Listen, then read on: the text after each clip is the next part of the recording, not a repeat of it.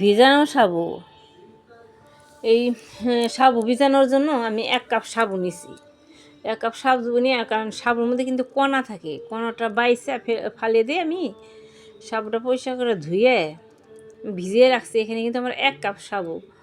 তো সাবুটা যখন আমার ভিজা গেছে, এই সাবু মাখার জন্য আমি নিছি 1 কাপ দুধ, নিছি কলা, 2টা কলা, চিনি, এরকম করে দুধ, কলা, চিনি দিয়ে সাবু মাইকা খেয়ে দেখবেন ভাল লাগবে। নারকেল থাকলে নারকেল দিলেও ভালো হয়, নারকেল না থাকলেও অসুবিধা নাই, দিলে ভালো লাগে বেশি, অনেক ভাল লাগে খেতে।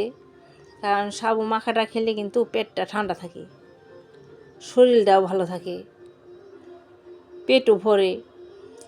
এরকম দুধ, কলা, আপনার চিনি দিয়ে, নারকেল থাকলে নারকেল দিয়ে সাবু খেয়ে দেখবেন পেট ভরে যাবে। আমার এই ভিজানো সাবুর রেসিপিটা যদি ভালো লেগে থাকে তাহলে পেজটি সাবস্ক্রাইব করে আমার ভিডিওতে একটা লাইক করবেন। আর দুধটা ঘন করে জাল দিয়ে নিতে হবে। জাল দিয়ে তারপরে 2টা অথবা 3টা কলা দিয়ে চিনি দিয়ে মাইখা খেয়ে দেখবেন ভালো লাগবে সাবু মাখা।